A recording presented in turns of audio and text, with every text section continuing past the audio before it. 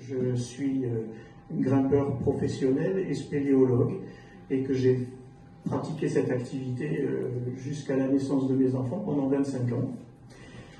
Et je n'ai pas souvenir de la première fois où j'étais dans des grottes.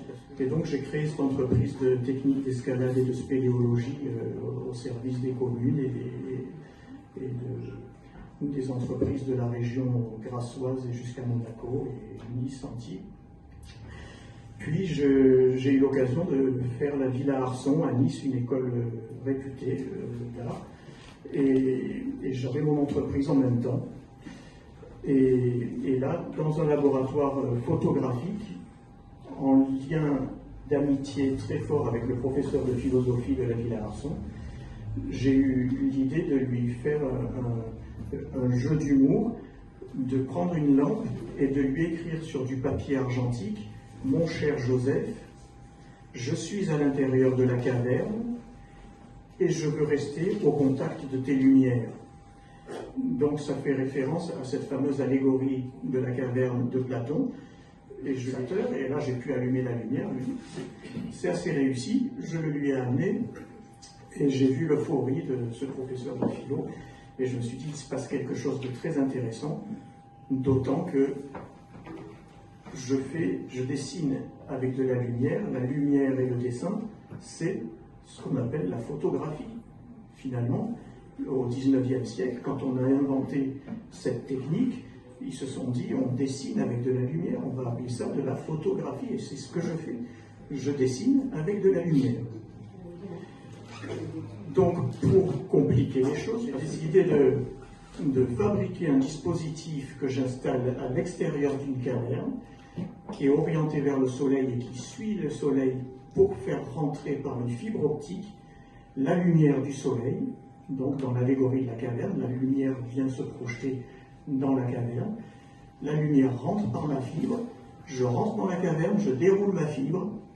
Et au bout de ma fibre, j'ai installé un stylet qui me permet de dessiner, comme avec un faisceau de lumière, un pinceau de lumière, tout ce que vous pouvez voir ici sur du papier argentique. Donc, tout ce que vous voyez, je le fais à l'aveugle.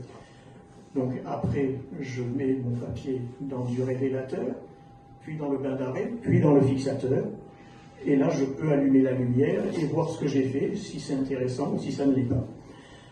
Et donc tout ce que vous voyez là a été fait à l'aveugle et je suis obligé aussi d'accepter ce que j'ai fait parce que quand je dessine, si j'ai fait un trait ici, il va apparaître. Donc il faut vraiment que je sois très concentré et que il n'y a aucun repentir possible. Ce qui est fait est foutu.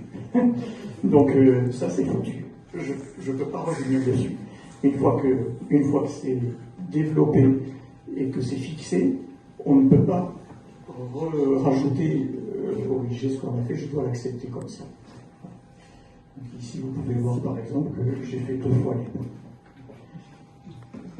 J'ai eu la surprise en voyant apparaître l'image au bout de 10 minutes après avoir fait le dessin, parce que quand on a fini le dessin, la feuille elle reste blanche.